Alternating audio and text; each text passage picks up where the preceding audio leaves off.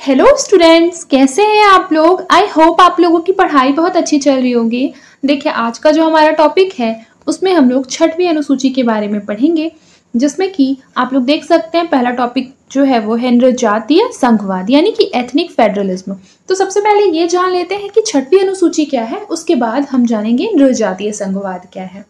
देखिए, भारतीय संविधान की जो छठवीं अनुसूची है, जिसे 6th शेड्यूल कहते हैं, वो भारत के उत्तर पूर्वी क्षेत्र से संबंधित जनजातीय क्षेत्रों के प्रशासन से रिलेटेड है।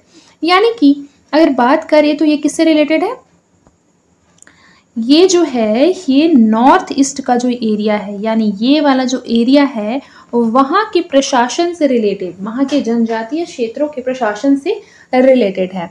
और याद रखिएगा कि यह अनुसूची जो है वो भारतीय संविधान के आर्टिकल नंबर 244 क्लॉज 2 एवं 275 क्लॉज 1 के अंतर्गत आती है। दोनों को नोट कर लेंगे। इसका जो मेन ऑब्जेक्टिव था 6th शेड्यूल का, उसका जो मेन ऑब्जेक्टिव था वह था कि जनजातीय समुदायों को एक अलग सी सांस्कृतिक पहचान दिलाना, रीति रिवाज और प्रशासनिक स्वायत्तता को संरक्षित करना। यह उन्हें कैसा करता है, आर्थिक और राजनीतिक स्वायत्तता प्रदान करती है। कौन? छठवीं अनुसूची। ठीक है। और यह किस क्षेत्र पर लागू होती है बताइए? तो ये लागू होती है केवल 4 उत्तर पूर्वी राज्यों पर। 6th शेड्यूल जो है आप लोगों ने पढ़ा होगा, यह किस पर लागू होती है? केवल 4 उत्तर पूर्वी राज्यों पर, जिसमें कि कौन है? असम, मेघालय, त्रिपुरा और मिजोरम, जिसे कि आप लोगों ने सुना होगा कई बार एम टीएम बोलकर भी याद करते हैं ना, निमोनिक्स है ये एम टीएम, यानी असम, मेघालय, त्रिपुरा और मिजोरम। तो आप लोगों ने देख लिया कि 6th शेड्यूल जो है वो केवल 4 राज्यों के प्रशासन से रिलेटेड है। इसका जो मुख्य प्रावधान है आर्टिकल नंबर, मतलब जो छठवीं अनुसूची है उसके अंतर्गत कुछ महत्वपूर्ण प्रावधान होंगे। सबसे पहला प्रावधान है स्वायत्त जिला परिषदों का निर्माण, यानी कि छठवीं अनुसूची के अंतर्गत स्वायत्त जिला परिषदों का निर्माण किया गया है। स्वायत्त जिला परिषद के पास क्या होते हैं? उनके पास शिक्षा, कृषि, वन या फिर मान लीजिए परंपरागत न्याय, इन विषयों पर कानून बनाने का अधिकार उन्हें दिया जाता है। इसे बोलते हैं स्वायत्त जिला परिषद। जैसे कि आप लोगों ने सुना होगा स्वायत्त कॉलेज भी होते हैं, जिसे बोलते हैं ऑटोनॉमस कॉलेज, यानी कि वह जो है वो अपने रूल्स और रेगुलेशंस को खुद बनाने के लिए क्या है, उसके पास अधिकार है, राइट है। उसके अलावा छठवीं अनुसूची जो है वह बेसिकली विधि निर्माण का अधिकार देता है, किसे? परिषदों को। ठीक है। और फिर उसके बाद इसके पास न्यायिक शक्तियां भी होती हैं, इसके पास कर लगाने का अधिकार भी होता है छठवीं अनुसूची के अंतर्गत। किसको? तो वही 4 राज्यों को जिनकी हम बात कर रहे हैं, एएमटीएम को। ठीक है। उदाहरण के लिए मान लीजिए मिजोरम में एक मारा स्वायत्त जिला परिषद का निर्माण किया गया है। ठीक है। ये जो परिषद है वो मिजोरम के सिहाया जिले में है। सिहाया ऐसे लिखते हैं। ठीक है, सिहाया जिले में है। यह स्थानीय स्कूलों की व्यवस्था, जल प्रबंधन और पारंपरिक कानूनों का संचालन आदि में क्या है, इसे स्वायत्तता प्राप्त है। यहाँ के लोग मारा जनजाति से हैं और उनकी संस्कृति और भाषा को इस आधार पर संरक्षित किया गया है, परिषद के निर्माण के आधार पर। याद रखिएगा। तो इस आधार पर हम ये कह सकते हैं कि जो छठवीं अनुसूची है वो उत्तर पूर्वी भारत के जनजातीय क्षेत्रों को क्या करती है बताइए? क्या करती है बताइए? संवैधानिक संरक्षण प्रदान करती है एवं उसकी विकास की जो दिशा है वो तय करती है। याद रखिएगा। देखिए, तो छठवीं अनुसूची के अंतर्गत ही नृजातीय संघवाद को जो है वो शुरू किया गया। जैसे फॉर एग्जांपल नृजातीय संघवाद की हम बात करें तो इसे इंग्लिश में क्या कहते हैं? एथनिक फेडरलिज्म, यानी कि यह एक तरह की शासन प्रणाली है। क्या है? एक तरीके से शासन प्रणाली, जिसमें कि जो राज्य है वो संघीय इकाइयां, जैसे कि मान लीजिए राज्य, प्रांत या क्षेत्र, किसी में भी जातीय, भाषाई एवं सांस्कृतिक आधार पर यह गठित की जाती है। और इसका जो मेन ऑब्जेक्टिव होता है वो जातीय समूहों को पहचान एवं स्वायत्तता, राजनीतिक अधिकार प्रदान करना। इसका जो मेन ऑब्जेक्टिव हो क्या होता है? जो जातीय समूह होते हैं, जैसे मान लीजिए यहाँ लिखा है नृजातीय, आप लोगों को पता होगा नृजातीय समूह क्या होते हैं। देखिए, सबसे पहले नृजातीय जो होते हैं वो समझ लीजिए क्या होते हैं। देखिए, नृजातीय बेसिकली एक ऐसे समूह से संबंधित होते हैं ना, जिनकी जो संस्कृति होती है, जो भाषा होती है, जो नस्ल होती है, जो ऐतिहासिक विशेषता होती है, उसके आधार पर क्या रखते हैं, ये आम लोगों से अलग पहचान रखते हैं। इसे बोलते हैं नृजातीय। यानी कि नृजातीय बेसिकली वह लोग होते हैं जो कि एक जैसी सांस्कृतिक पहचान, भाषा या फिर धर्म या फिर इतिहास को साझा करते हैं और स्वयं को एक विशेष समूह के रूप में वे लोग पहचानते हैं। तो इसके बोलते हैं नृजातीय। और नृजातीय संघवाद मैंने आप लोगों को बताया कि नृजातीय संघवाद में बेसिकली क्या होता है, एक तरीके की वो संघीय प्रणाली है जिसमें कि राज्य या फिर उसके किसी भी क्षेत्र में जातीय समूहों के आधार पर क्या कर दिया जाता है, उन्हें विशेष अधिकार दिया जाता है। देखिए, अगर नृजातीय संघवाद की विशेषताओं को समझे तो हमें नृजातीय संघवाद को समझने में हेल्प मिलेगी। तो देखिए, नृजातीय संघवाद की विशेषताओं में सबसे इंपॉर्टेंट होता है कि इसमें क्या होता है ना कि जातीय आधार पर क्षेत्रीय विभाजन कर दिया जाता है ताकि क्षेत्र के आधार पर उसमें जो जनजाति या जो जाति रहती है उसका क्या हो सके, विकास हो सके। तो इसीलिए जो छोटे छोटे क्षेत्र हैं उसमें विभाजित कर दिया जाता है जहां की एक समान जो है वो जाति रह सके। तो एक समान जाति रहेंगे तो उनके जो कहीं ना कहीं वे एक समान साझा हित जो है वो आपस में शेयर करेंगे, तो उस वजह से वहां पर विकास की जो प्रक्रिया है वो बढ़ जाएगी। फिर उसके पश्चात राजनीतिक स्वायत्तता इन्हें मिलती है नृजातीय संघवाद के अंतर्गत। यानी कि इन क्षेत्रों में वे कानून बना सकते हैं, अपनी भाषा को अपना सकते हैं, प्रशासन चला सकते हैं। ऐसे कुछ महत्वपूर्ण अधिकार नृजातीय संघवाद के अंतर्गत नृजातीयता को प्रदान किए जाते हैं। फिर उसके अलावा अगर नृजातीय संघवाद में ये बात करें तो कहीं ना कहीं उन्हें क्या कर दिया जाता है, महत्वपूर्ण विशेष जनजातियों को मतलब सांस्कृतिक संरक्षण प्रदान किया जाता है। यानी कि उन्हें बेसिकली अपने धर्म को, अपने स्थानीय परंपराओं को संरक्षित करने का अवसर भी मिलता है। देखिए, अगर उदाहरण से इसको समझते हैं तो उदाहरण में मान लीजिए इथियोपिया, आप लोग जानते होंगे अफ्रीकन कंट्री है, ठीक है। इथियोपिया बेसिकली नृजातीय संघवाद का एक बहुत महत्वपूर्ण उदाहरण हो सकता है। इथियोपिया में 1995 में क्या होता है, कॉन्स्टिट्यूशन के अंतर्गत राज्य को विभिन्न राज्यों में, मतलब जो राज्य है उसको विभिन्न जातीय राज्यों यानी कि एथनिक स्टेट में क्या कर दिया गया था, विभाजित कर दिया गया था। देखिए, हर जातीय राज्य को अपने क्षेत्र में प्रशासन चलाने और चाहे तो वह भारत की तरह स्वतंत्रता की मांग करने का अधिकार उसे है, ठीक है। तो जैसे ओरोमा राज्य हो गया, टिग्रे राज्य हो गया इत्यादि को क्या कर दिया, विभिन्न एथनिक राज्यों के रूप में विभाजित कर दिया गया ताकि इससे क्या हो सके, उनके भी अधिकारों को संरक्षित किया जा सके। फिर देखिए, अगर भारत में बात करें तो भारत पूरी तरीके से नृजातीय संघ नहीं है। क्यों नहीं है? क्योंकि 6वीं अनुसूची के तहत केवल और केवल उत्तर पूर्वी राज्यों में जातीय स्वायत्तता का प्रावधान है। यानी कि केवल 4 राज्य को जो मैंने बताया था AMTM, और वहां पे नृजातीय संघवाद है, पूरे भारत में तो नहीं है। लेकिन नृजातीय संघवाद जो है उसके आप लोग लाभ जान सकते हैं, ठीक है। जितना भी मैंने बताया, आप लोग अगर उससे रिलेटेड कोई क्वेश्चन आता है तो इस तरीके से आप लोग उसके जो प्रॉफिट है वो गिनवा सकते हैं, जो बेसिकली प्रॉज है वो आप लोग गिनवा सकते हैं। लेकिन जहां पर प्रॉज होगा वहां कुछ कॉन्स भी होंगे, यानी कि कुछ ना कुछ तो जो है इसका ड्रॉबैक भी होगा। जैसे फॉर एग्जांपल के लिए जो नृजातीय संघवाद है, आप लोगों को समझ में आता होगा कि ये क्या है, एक तरीके से संवेदनशील मुद्दा है। यानी कि जो कि विविधता को सम्मान देने का तो प्रयास करता है, लेकिन यदि संतुलन से लागू किया जाए तभी ये शांति और विकास को बढ़ावा देगा। यानी कि अगर कभी ऐसा हो कि संतुलन बिगड़ जाए तो यह राज्य के विघटन का कारण भी बन सकता है। जैसे फॉर एग्जांपल नृजातीय संघवाद के अंतर्गत किसी एक एथनिक ग्रुप को क्या कर दिया गया, अलग से उसके क्षेत्र के विकास के लिए विभाजित कर दिया गया। अब इस विभाजन को एथनिक ग्रुप साथ में आकर और विरोध प्रदर्शन करके सरकार के खिलाफ ये बोल दें कि हमें अलग से क्षेत्र को अलग राज्य घोषित कर दिया जाए या फिर हम अलग से एक देश बनाएंगे। तो इससे क्या हो जाएगा, राज्य का विघटन हो जाएगा, देश का विघटन हो जाएगा और चारों तरफ दंगे भड़क सकते हैं। तो इस बात को भी आप लोगों को जो है वो ध्यान में रखना है। आगे देखिए, यहाँ पॉइंट टू पॉइंट जो चीजें लिखी हैं एक बार वो भी पढ़ लेते हैं। सबसे पहले लिखा है कि 6वीं अनुसूची के द्वारा विभिन्न जनपद स्वायत्त परिषदों का गठन किया गया है। सबसे इंपॉर्टेंट है स्वायत्त परिषदों का गठन। जो कि 6वीं अनुसूची के अंतर्गत होता है। फिर है जिसे अत्यधिक स्वायत्तता प्रदान की गई है। फिर है दूसरा कि इन जनपद परिषदों में 30 सदस्य होते हैं जो आम जनता के द्वारा सीधे निर्वाचित किए जाते हैं।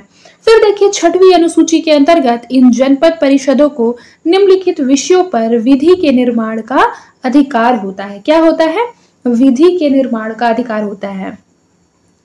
3 चीजें यहाँ पर सबसे इंपॉर्टेंट है, उसका पेन का कलर चेंज कर लेते हैं। सबसे इंपॉर्टेंट है स्वायत्त परिषदों का निर्माण। फिर उसके पश्चात है कि इन जनपद परिषदों में कितने मेंबर होते हैं? 30 मेंबर होते हैं। और ये भी इंपॉर्टेंट है जो कि किसके द्वारा चुने जाते हैं? आम जनता के द्वारा। फिर 6वीं अनुसूची के अंतर्गत जनपद परिषदों को निम्नलिखित विषयों पर विधि का निर्माण होगा। कौन कौन सा? कर आरोपित करने व कर वसूलने की शक्ति। याद रखिएगा, विवादों का समाधान भी किया जाएगा। भूमि पर नियंत्रण, वनों एवं वन उत्पादों पर भी इन्हीं का अधिकार होगा। जल संसाधनों, नहरों पर भी इनका ही स्वामित्व होगा। कई बार अगर आप लोगों ने PYQ देखा होगा तो प्रीलिम्स में इस तरीके के क्वेश्चन जो हैं वो PCS हो या फिर UPSC हो पूछ लिया जाता है। उसके अलावा देखिए क्या लिखा है कि कबीलों के मुखिया के उत्तराधिकार का निर्धारण भी ये लोग कर सकते हैं। विभिन्न ग्राम समितियों का निर्माण एवं इनमें शिक्षा, स्वास्थ्य एवं पुलिस की सुविधा का निर्माण भी ये लोग कर सकते हैं। सामाजिक परंपरा, विवाह, तलाक का निर्धारण भी ये लोग जो है वो कर सकते हैं। याद रखिएगा। आगे देखिए, आगे क्या लिखा हुआ है कि जनपद स्वायत्त परिषदों में विद्यमान समस्याएं। जैसे देखिए फर्स्ट पॉइंट है कि पूर्वोत्तर के राज्यों की वित्तीय स्थिति अत्यधिक प्रतिकूल है। यानी कि हम सबको ये बात पता है कि जो पूर्वोत्तर राज्य हैं उनकी वित्तीय स्थिति उतनी अनुकूल नहीं है जितनी कि भारत के अन्य राज्यों में है। इसीलिए जनपद स्वायत्त रूप में कंगाल है, यानी कि उसके पास क्या है? पैसों की कमी है। इसीलिए वास्तविक स्वायत्तता उन्हें प्राप्त ही नहीं हो पाते। यानी वो आर्थिक निर्णय तो तब लेंगे ना जब वो आर्थिक दृष्टि से क्या होंगे? सुदृढ़ होंगे। फिर देखिए इन परिषदों में राज्यपाल के द्वारा सदस्यों का मनोनयन होता है जो कि राजनीतिक आधारों पर किया जाता है। यानी कि इन परिषदों में राज्यपाल के द्वारा सदस्यों का मनोनयन होता है। याद रखिएगा, किसके द्वारा? राज्यपाल के द्वारा। और राजनीतिक आधारों पर किया जाता है, यानी उसे बेसिकली जो राजनेता लोग हैं, जो मंत्री है, जो सरकार है, वो मिलजुल कर चुनती है। फिर देखिए नॉर्थ ईस्टर्न रीऑर्गेनाइजेशन एक्ट 1972, यानी कि इसे आमतौर पर क्या कहा जाता है? 1972 का अधिनियम कहा जाता है। याद रखिए यह एक महत्वपूर्ण कानून था जिसे भारत सरकार ने उत्तर पूर्वी भारत में प्रशासनिक पुनर्गठन के लिए शुरू किया था। यह अधिनियम जो है वो प्रभावी हुआ था 1972 से। इसका जो मेन ऑब्जेक्टिव था वह था उत्तर पूर्वी क्षेत्र के पुराने प्रशासनिक ढांचे को भंग करके वहां नए राज्य और केंद्र शासित प्रदेश बनाए जाए, जिससे कि उत्तर पूर्वी भारत में प्रशासनिक पुनर्गठन के लिए कहीं ना कहीं बहुत से वहां पर बेसिकली प्रशासनिक पुनर्गठन का मतलब होता है कि आप लोग समझ सकते हैं कि जिससे कि वहां की जो जनसंख्या है, जो संस्कृति है, जो प्रशासनिक जरूरत है, उनको बेहतर तरीके से क्या कर सके? सुदृढ़ किया जा सके, संबोधित किया जा सके। इसी के अंतर्गत आप लोगों को पता होगा कि जो नॉर्थ ईस्टर्न रीऑर्गेनाइजेशन एक्ट 1972 है, उसी के अंतर्गत क्या हुआ था? मेघालय को पूर्ण राज्य का दर्जा मिला था। याद रखिएगा, क्योंकि मेघालय क्या था? पहले असम का हिस्सा था। मेघालय किसका हिस्सा था? पहले असम का हिस्सा था। लेकिन जब नॉर्थ ईस्टर्न रीऑर्गेनाइजेशन एक्ट 1972 आया तो याद रखिएगा उसके तहत क्या हो गया? मेघालय को पूर्ण राज्य का दर्जा मिल गया। फिर उसके बाद आप लोगों को पता होगा कि जो मेघालय है वो भारत का 21वां राज्य बना था। कई बार ऐसे क्वेश्चन जो है स्टेटमेंट में पूछ ली जाते हैं। फिर देखिए, फिर उसके बाद क्या हुआ? उसके बाद मणिपुर और त्रिपुरा को राज्य का दर्जा मिला इसी एक्ट के तहत। पहले ये क्या थे? केंद्र शासित प्रदेश थे। फिर उसके बाद मिजोरम और अरुणाचल प्रदेश को केंद्र शासित प्रदेश बनाया गया था, क्योंकि पहले जो अरुणाचल प्रदेश है वो मिजोरम का ही हिस्सा था। याद रखिएगा। और मिजोरम पहले किसका हिस्सा था? असम का हिस्सा था, लेकिन बाद में क्या हो गया? उसको अलग से बना दिया गया। और अरुणाचल प्रदेश को पहले नॉर्थ ईस्ट फ्रंटियर एजेंसी कहा जाता था। फिर इस तरीके से क्या हुआ? ये सारे जो नॉर्थ ईस्टर्न राज्य हैं वो धीरे धीरे करके अलग अलग राज्य बनते गए। देखिए अगर मेन मोटा मोटी बात जो मैंने आपको समझा दी है, लेकिन अगर मेन इसके कंक्लूजन पर आए तो हम देखते हैं कि ये जो एक्ट है नॉर्थ ईस्टर्न रीऑर्गेनाइजेशन एक्ट 1972, वो बहुत महत्वपूर्ण है क्योंकि उसने ही भारत के उत्तर पूर्वी क्षेत्र को एक नया राजनीतिक और प्रशासनिक ढांचा प्रदान किया है, जिससे कि आज हम भारत के 8 उत्तर पूर्वी राज्यों को एक अलग पहचान के साथ देखते हैं। और इसे क्या बोलते हैं? 7 सिस्टर्स बोला जाता है, लेकिन वर्तमान में अब 8वां राज्य भी शामिल हो गया है। तो ये चीज आपको याद रखना है। अब हम लोग क्या पढ़ेंगे? अब हम लोग पढ़ेंगे पूर्वोत्तर परिषद। देखिए, पूर्वोत्तर परिषद के बारे में बात करें तो ये भारत सरकार के द्वारा बनाई गई कैसी थी? एक विकासात्मक संस्था थी। इस चीज को नोट कर लेंगे, विकासात्मक संस्था थी, यानी कि डेवलपमेंटल बॉडी थी। और इसका जो मेन ऑब्जेक्टिव था वो पूर्वोत्तर भारत के राज्यों में योजनाबद्ध विकास, सहयोग और समन्वय को बढ़ावा देना था। देखिए, स्थापना जो है ये इसकी हुई थी, याद रखिएगा, 1971 में, लेकिन इसने अपने काम करना शुरू किया था 1972 में, याद रखिएगा। और इसका जो गठन है पूर्वोत्तर परिषद का वो नॉर्थ ईस्टर्न काउंसिल एक्ट 1971 के तहत ही किया गया था, याद रखना है इस बात को। और पूर्वोत्तर परिषद का मुख्यालय मैंने पिछले क्लास में भी ये पढ़ाया था कि शिलांग मेघालय में है। कहाँ है पूर्वोत्तर परिषद का मुख्यालय? शिलांग मेघालय में है। और याद रखिएगा, इसमें 8 राज्य जो हैं वो शामिल है पूर्वोत्तर परिषद में। इन 8 राज्यों में पहला हो जाएगा असम, दूसरा अरुणाचल प्रदेश, तीसरा मणिपुर, चौथा हो जाएगा मेघालय, 5वां मिजोरम, फिर नागालैंड, त्रिपुरा और सिक्किम। सिक्किम 2002 में जोड़ा गया है। इसका जो मेन ऑब्जेक्टिव है, याद रखिएगा, इसका जो मेन ऑब्जेक्टिव है पूर्वोत्तर परिषद का वह है विकास की योजनाओं को बनाना, राज्यों के बीच समन्वय को बढ़ाना या फिर वित्तीय सहायता देना, संवेदनशील मुद्दों पर परामर्श देना या सलाह देना। ये सारी जो है वो इसके मेन ऑब्जेक्टिव हैं। फिर उसके बाद अगर बात करें तो पूर्वोत्तर परिषद का अध्यक्ष मैंने बताया था होम मिनिस्टर होते हैं। उसके अलावा जो इसके उपाध्यक्ष होंगे वो वरिष्ठ अधिकारी या फिर कैबिनेट सचिव होंगे। फिर सदस्यों में बात करें तो जितने भी 8 राज्य हैं उनके मुख्यमंत्री इसके मेंबर हो सकते हैं, ठीक है। और कुछ ऐसे लोग जिसको कि केंद्र सरकार क्या करती है? नामित करती है। देखिए, यहाँ पर क्या लिखा है कि संसदीय अधिनियम के द्वारा पूर्वोत्तर परिषद का गठन 1972 में किया गया, जिसकी जो संरचना है वो निम्नलिखित है।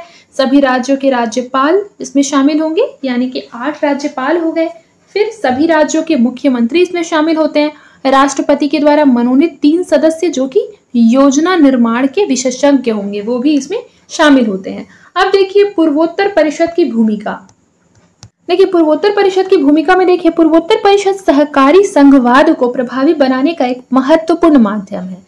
सहकारी संघवाद क्या होता है मैंने आप लोगों को बताया था, यानी कि केंद्र और सरकार जब मिलजुल कर किसी एक योजना को या फिर किसी एक योजना को लागू करने में या फिर एक योजना पर कार्य करती है, जिससे कि क्या होता है? लोकतंत्र सुदृढ़ होता है, उसे कहते हैं सहकारी संघवाद, यानी कि केंद्र और राज्य दोनों का मिलजुल कर कार्य करना।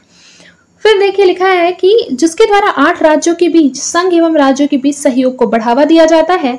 इससे भी बढ़कर यह पूर्वोत्तर विकास के लिए योजना निर्माण और संस्था के रूप में कार्य करती है। आगे देखिए लिखा है पूर्वोत्तर परिषद पूर्वोत्तर क्षेत्र के विकास के लिए पूर्वोत्तर विकास मंत्रालय को सलाह देती है और पूर्वोत्तर राज्यों में राजमार्गों के निर्माण में, बांध बनाने में, जल विद्युत क्षमता के उत्पादन में परिषद की भूमिका जो है वो सराहनीय रही है। फिर देखिए पूर्वोत्तर परिषद क्षेत्र में छोटे राज्यों के निर्माण के बाद भी आर्थिक विकास जो है वो संभव नहीं हो सका है। ये बात आप लोग भी जानते हैं कि 8 राज्य का जो है वो निर्माण हो गया है, लेकिन वहां पर आर्थिक विकास आज भी देखने को नहीं मिलता है। निष्कर्ष की बात करें तो संघीय व्यवस्था में सहकारिता के संवैधानिक प्रावधानों के अलावा क्षेत्रीय परिषद, पूर्वोत्तर परिषद जैसे सांविधिक प्रावधान भी किए गए हैं, परंतु इन्हें प्रभावी बनाने के लिए राजनीतिक सहयोग भी क्या हो जाता है? आवश्यक हो जाता है। आगे देखिए नागालैंड को प्राप्त विशेष स्वायत्तता। नागालैंड को संविधान के द्वारा विशेष प्रकार की स्वायत्तता प्रदान की गई है आर्टिकल नंबर 371A के तहत, याद रखिएगा, जिसके अंतर्गत नागा परंपरा, नागाओं के सामाजिक धार्मिक विधियां एवं आपराधिक विधियों, भूमि से संबंधित मुद्दों पर संसद के द्वारा निर्मित विधि राज्य विधानसभा की सहमति के बाद ही लागू होगी, ऐसा बोला गया है। ये बाद ही जो है ये बहुत इंपॉर्टेंट हो जाता है, याद रखिएगा। यानी कि मान लीजिए संसद जो है कोई कानून बनाती है, ठीक है, लेकिन वह जो है वो नागा जनजाति जो है उन पर तभी लागू होगी जब वहां यानी नागालैंड की विधानसभा जो है वो सहमति देती है संसद के कानून की कि यह लागू की जाएगी। जब वो सहमति प्रदान करेगी तभी लागू होगी, अन्यथा नहीं। इस बात को याद रखना है, क्योंकि जो नागालैंड है उसे क्या मिला है, स्वायत्तता मिली हुई है। यानी वह जो है वो अपने क्षेत्र विशेष के लिए कुछ कानूनों का निर्माण स्वयं कर सकता है और कुछ निर्णय भी स्वयं ले सकता है। परंपराओं के मायने, तो नागालैंड में रहने वाली हो जनजातियों का ऐसा तर्क है, आप लोगों को पता होगा हो जनजाति है जो कि नागालैंड में रहती है, उसका तर्क है कि नागाओं की सामाजिक परंपराओं को परिभाषित करने का अधिकार केवल हो जनजातियों को है, इसीलिए यह परंपराएं न तो न्यायालय निर्धारित करेगा और न ही राज्यपाल इसके संबंध में निर्णय दे सकता है। यानी कि जो हो जनजाति है, नागालैंड की हो जनजाति, उसके बारे में अगर कोई निर्णय लेना है जो कि उसकी परंपराओं को क्या करती है, इफेक्ट करती है, परंपराओं पर इम्पैक्ट डालती है, तो ऐसे निर्णय न तो राज्यपाल ले सकता है और न ही कौन ले सकता है, न्यायालय ले सकता है। यानी कि वह पूरी तरीके से डिपेंड करती है कि हो जनजाति जो है वो क्या चाहती है। इतनी स्वायत्तता जब उसे प्राप्त है तो उच्च न्यायालय का भी कुछ ना कुछ जो होगा वो तर्क होगा ही। तो आइए उन तर्कों को एक बार देख लेते हैं। पहला पॉइंट है कि उच्च न्यायालय ने महिलाओं के आरक्षण का समर्थन करते हुए कहा कि यह लैंगिक सशक्तिकरण के लिए आवश्यक है, यह समानता के सिद्धांत का एक स्वाभाविक परिणाम है। फिर देखिए, नागाओं की स्वायत्तता का सम्मान स्थानीय स्वशासन में भी किया गया है, क्योंकि पंचायतों के अनुच्छेद नंबर 243M में यह स्पष्ट कहा गया है कि पंचायतों का जो प्रावधान है वह नागा क्षेत्रों के लिए लागू नहीं होगा। मतलब ये बहुत इंपॉर्टेंट है, ठीक है, साफ साफ यहाँ पर बोल दिया गया है पंचायतों के प्रावधान में कि यह कानून किसके लिए लागू नहीं होगा, नागा क्षेत्रों के लिए। यानी कि नागाओं की स्वायत्तता का जो सम्मान है वो स्थानीय स्वशासन में भी किया गया है। आगे देखिए, निष्कर्ष में है कि भारतीय समाज ही संघात्मक है, इसीलिए पूरे राष्ट्र में समान व्यवस्था एवं विधि लागू करने के प्रयास जो है वो व्यवहारिक प्रतीत नहीं होते। यानी कि ये सैद्धांतिक तो है लेकिन व्यवहारिक नहीं है। पूर्वोत्तर क्षेत्रों की सांस्कृतिक विशिष्टता का सम्मान करते हुए सामाजिक न्याय एवं महिला सशक्तिकरण को प्राप्त करने का जो है वो प्रयास करना चाहिए। देखिए, अगला टॉपिक हम लोगों का जीएसटी पर है, गुड्स एंड सर्विस टैक्स पर। तो ये टॉपिक जो है ये हम लोग अगली क्लास में पढ़ेंगे। आज के लिए बस इतना ही, मिलते हैं नेक्स्ट क्लास में। तब तक के लिए अपना ख्याल रखें और मन लगाकर पढ़ाई करते रहें।